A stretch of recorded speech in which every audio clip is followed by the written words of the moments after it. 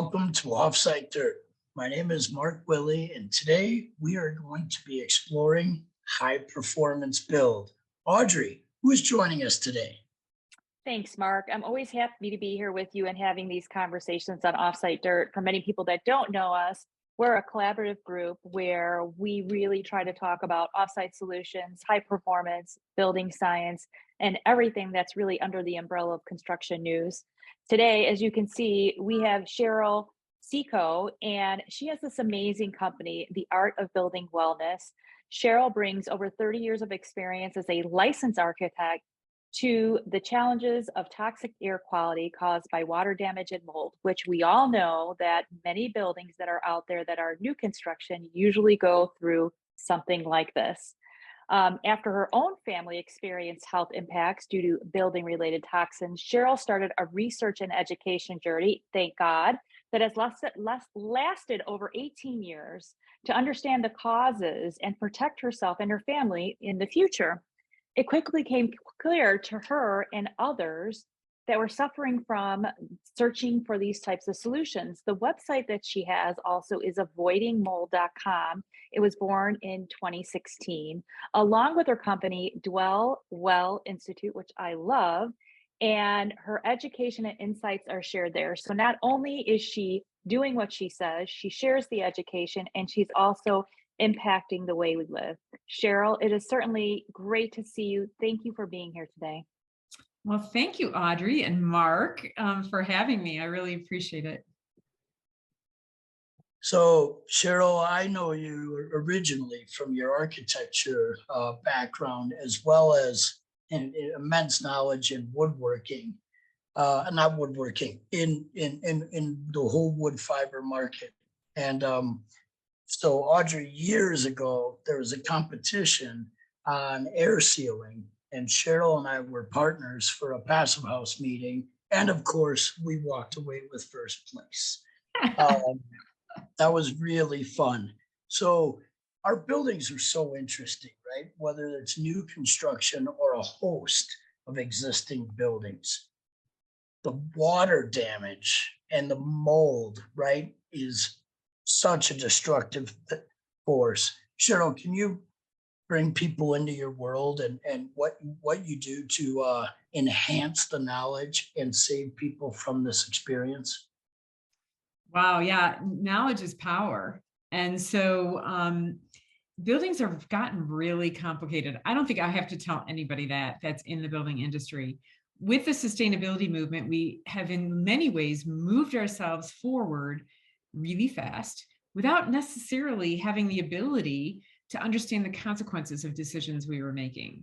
And we also didn't change the way we build. So it's one thing to be trying to build a Tesla, basically make our buildings like a high performance Tesla car, but the problem is that we're building them the same way we always have.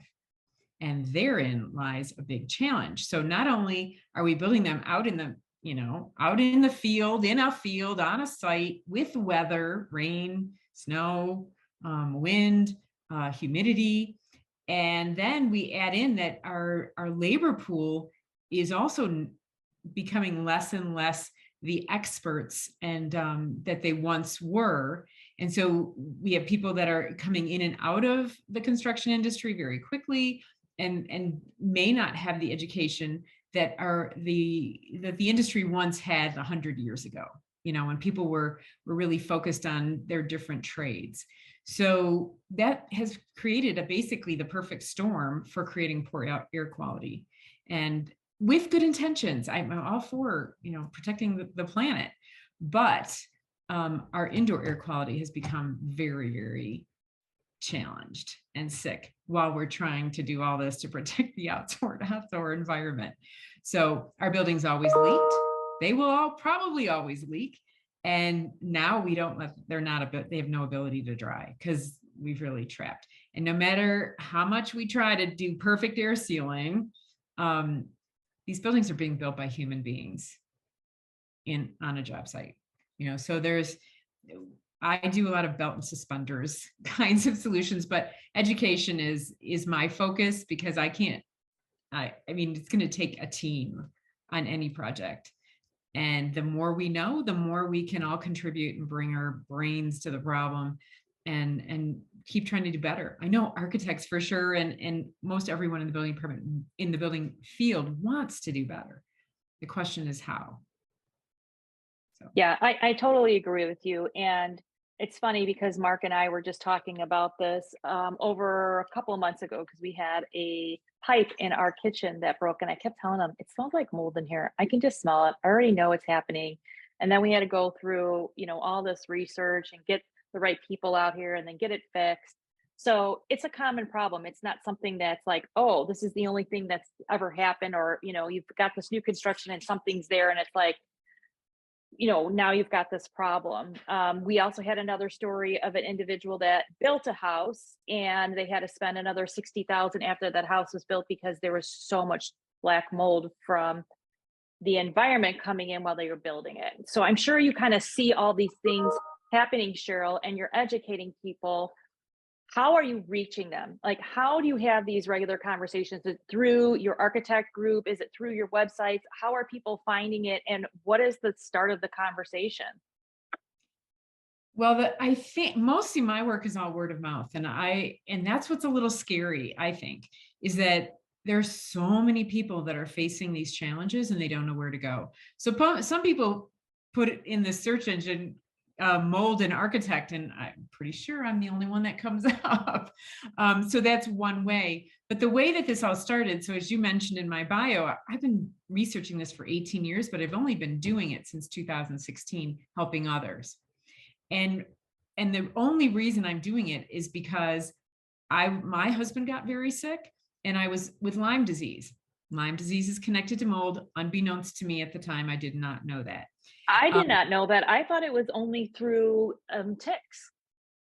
Well, this is the thing. Yes, the Lyme is from ticks. Okay. However, the air that we breathe can create an immune system burden that can make anything else that's out there. Lyme disease, it can be other autoimmune diseases, it can be, there's so many symptoms actually, that your body can't handle the other burdens because it's got a burden with the air that you're breathing. So I had Lyme disease as well. So we had Lyme disease. My husband was much worse. And I started researching Lyme groups on Facebook, of all places, and to try to help him. And all these people were talking about mold. And then some of what I was reading was myths and some of it was good.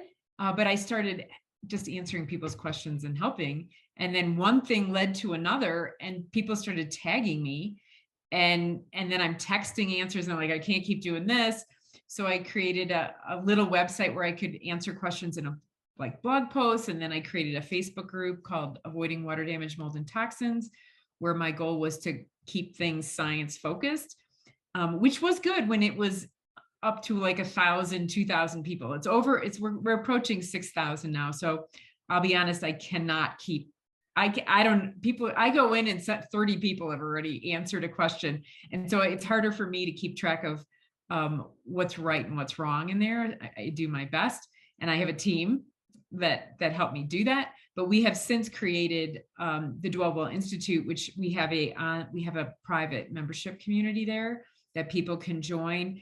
And then they pay a small fee. It comes with some of the courses that I offer, and you can come and go as much as you want. But we have over 50 videos there now. So I do videos to address problems that I read people want to know about. And sometimes it's not what I was thinking people needed to know, but I'm seeing all these questions.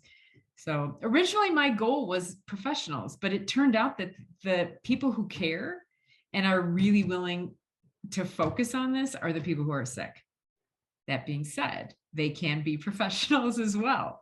So I've had home builders as clients, I have doctors as clients, I have architects as clients, in addition to everything else, engineers. You kind of mentioned it, it's an equal opportunity scourge. And it doesn't matter what price point, your house doesn't look dirty necessarily, but everyone has a bathroom. As you pointed out, you had a leak. Even if it was built well, we all have bathrooms, showers, toilets. we have kids, we have rain, we have wind, stuff happens. So yeah, so I started there and then gradually started realizing I can't do this for free and created a website. Then I started, I mean, life leads you where you need to go. I truly believe that. And people came into my life that could help me or had advice, and I took some classes. I was like, okay, maybe this is what I'm supposed to do. Because it did happen to me and my family, not once, not twice, but several times. And it seemed that there was no one else doing it, at least not the way I do it with my background.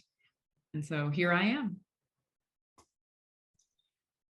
Oh, Cheryl, I'm so glad you found those folks to add in. And yes, your Facebook group is incredible. I can never keep up with it, but I love diving in. Just this week, I looked at a commercial building. It's a double wall. So there's a layer of drywall, metal light gauge stud, a layer of drywall, both of which were painted. Then a 2x4 wall filled probably sometime in the early 80s with an R11 craft fiberglass, followed by a layer of poly, a layer of 15-pound felt, drywall, and paint. So the wood wall was coming down. I took it down just yesterday. Behind that wall, on the back side of the metal stud wall, black mold up, down, sideways. And the bottom plate that sat on a concrete, unfinished, unvapor barrier floor, that plate was saturated, as was the concrete. So it was interesting. I shouldn't say it was interesting, but it was interesting to see what was trapped inside of that cavity, which brings me to my question, right? So mold and water damage sometimes is behind our viewing space. So you're so good at visiting job sites and showing what's on the outside, but you also take us through the inside. Tell us about what's behind our walls. Well, one of the things you mentioned was poly. Okay. If we went jogging in a plastic suit, what would happen? We would feel clammy and sticky. And no matter how much we tried to, dry, we wouldn't. A Gore-Tex suit would be much different. We could go jogging. We wouldn't feel like we were, in a swamp, up against our skin. And so what matters, what we need to know is that the buildings are going to dry in both directions. And so anytime we have, so in that situation, I think the poly caught my eye, caught my ear. I do virtual inspections actually now, only because I tried helping someone that I couldn't see individually. And then I was like, and I could see all kinds of stuff with photos. And so then that kind of led one thing. And then that's a lot more affordable for everyone. And I don't have to travel and go to these moldy places. But the poly, when you talk about the slab being wet, I mean, that's a really common problem, but usually related to site drainage. The lack of a vapor barrier under the foundation is another big one, but it's really hard. In commercial buildings, I see poor site management, poor site design. And it could be that our educational system for professionals, especially architects, could use a little more focus on that. I know I had some training on it, but I'm seeing the younger people coming out. I'm not sure if they're getting the same kind of training and testing even. But it's where two materials come together that we can have problems. So where two trades come together, or in this case, where the architect and the site engineer come together. Anytime there's a seam, we have a potential for problems. So in your wall, like if there's a window somewhere or an outlet somewhere, then that could end up being a problem. Did I answer your question? I'm not sure if No, you did. And the interesting thing is that the metal wall had no protection. It was just drywall, and there was no insulation in it. So there was quite a bit of air movement there. And yes, there was zero capillary break on that bottom plate. So that bottom plate was helping to pull that moisture from the concrete, which unfortunately had no vapor and gas layered inside of it. So really rough to see. And yes, you weren't even there. You haven't even seen the photographs, but your conditioning and experience allows you to picture that. Thank you so much. Perfect. Perfect. I'll send you the pictures. I'd like to see them. The other thing that you mentioned is metal. And a lot of people think, oh, I'm going to avoid mold by, I'm going to pick the materials that don't get moldy. Not true. Moldy. So part of my story, which actually you can find on my website through, I have a course about it, is I had mold in my ductwork. My metal ductwork wasn't in the ducts. It was on the ducts, but in the ducts inside, all metal. So condensation is another process that's happening in our buildings. We're air conditioning, we have hot humid air outside, we have humid air inside, sometimes in the winter when it's very cold. And when we have metal or even concrete, materials that are very conductive of temperature, can even be the nails in the attic of a building, that the warm humid air, if it can get up there, it'll be raining on the insulation coming off the nails that are cold because they're connected to the outside. So again, it's complicated. And I don't profess to know everything. I'm a perpetual student, but I can tell you that, so metal isn't immune. Concrete's not immune. Dirt and dust is the food source, and we can have dirt and dust everywhere. And then the other piece, I think, of what your story is that I would just recommend is that when something is wet, for people to know that wet is a number. It's not a touch. You don't touch it and go, oh, it's dry now. We can cover this up with drywall, or we can continue on with our project.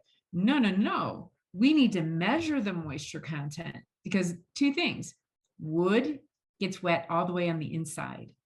It's a giant sponge, and it may feel dry on the outside of that 2x4, 2x6, 4x4, whatever it is, but the inside may still have moisture in it that still needs to dry.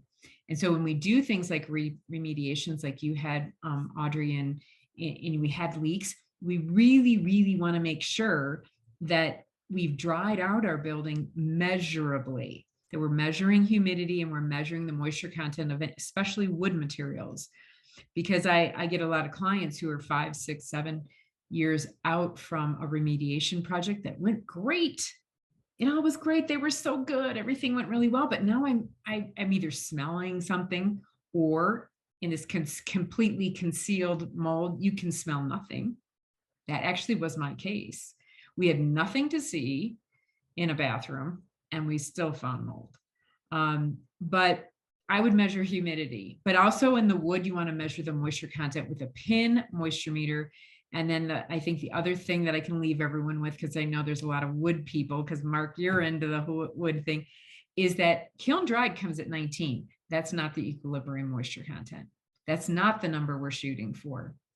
So there's a different equilibrium moisture content that the wood will end up at in every region of the country and the world. And so if you're in Arizona, you're telling me you're in New Mexico now, or Nevada, Southern Nevada, the equilibrium number for those buildings in those areas are probably going to be in the low single digits, 6, 7, 8. And so what you want to do is measure the moisture content of materials that haven't been affected by the water damage. And if those materials are measuring 7, then that's your goal number, at least within 3 percentage points of 7. We don't want to say, oh, it's 19 and we're all good. Mold grows at 20%, which is why it was mentioned about the buildings, new construction are full of mold. Yeah, those buildings still have to dry. If they're gotten wet from rain and snow, they're going to have to dry. So we're either going to have to not be so fast, or we're going to have to protect our projects, protect the materials on the site, don't put things on the ground, materials, wood materials in particular, but any. So That's very interesting. So measure the moisture content, and you said it's a pin meter. Is that what you called it? yes. So the reason I I'd know, love to know more about that because you're the first person that I know that has talked about measuring the moisture content. Cheryl, I yep, have not had or heard anybody even talk about measuring it no, ever. Never. I have a course on that too. You're the girl. You're the girl. I love So this. new I love this. construction, Thank you, Mark. yeah, Yes. new construction, nobody should be drywalling a project under new construction without checking the moisture content with a And pin. you and I both know that that doesn't always get done because they're more concerned about the build schedule than the health of the building. This is the reality. I mean, I know because that's why I started getting into offsite construction because I knew that the modules would be constructed inside a factory without any environmental factors and that the product would be a more quality, high performing product just because of that one situation. Yeah, but then it ends up on the job site anyway. I've had clients that their project was going great, and then something happened when the plumber put their plumbing in, and over the weekend there was a plumbing leak, and all their super dry, perfectly Yeah, didn't matter. project was now wet. And so it's actually a thing called structural drying. And so pin type moisture meters, for anybody in the industry should have a professional one. So maybe $400, $500, $600. I use one that's called Delmhorst. I'll give them a shout out. But every species of wood has a different actual number. Most cases, softwood versus hardwood is all we need to do. We're in the realm of what we need to know. But it's the idea of this equilibrium moisture content, and that there's this fallacy that kiln dried 19, so 19% is all we need, and our building materials are drying continuously even in hot and humid Florida. They're not ending up at 18. They may be 12, 13, 14, but they're not 19. And so when we want to know that so that we can monitor and make sure our buildings are ready, number one, ready to be finished, whether there was a leak or whether it's new construction. And I give this job probably to, I mean, the contractors should have something to do with this, but as an architect, I specify moisture content 15 lumber when I can, and I recommend people do. So you could, like I said, mold grows at 20, kiln dried is 19. Is there any wonder why we're getting moldy lumber on job sites? So if we could get most moisture content 15, and it is available, but it's not readily available. But you'll have to ask with your lumber associations for whatever region you're in. I am on the American Lumber Standards Committee, actually, for the U.S. Department of Commerce. I'm the architect representative. And I sat next to a guy in charge of retail, and I asked him, can I get moisture content 15? And he told me yes, but nobody's asking for it. I said, okay, I'm going to change that. I'm going to find, people are going to start asking for it. We're going to, need to be able to find it and get it. But if you can imagine at 15, if we start at 15 with the moisture content of the wood, we're much farther away from 20, which is where mold will grow. And it will still continue to dry. So this is sawn lumber. That's a number for sawn lumber. Panelized products, like panels, structural panels, those come out of the warehouse at 4, 5%. And so they're going to expand. And so as architects and builders, we should be knowing some of this so that we don't end up with things buckling and the sawn lumber shrinking. Masonry buildings, we have problems with some of our leaks because the whole building shrunk when we're doing multi-story wood buildings.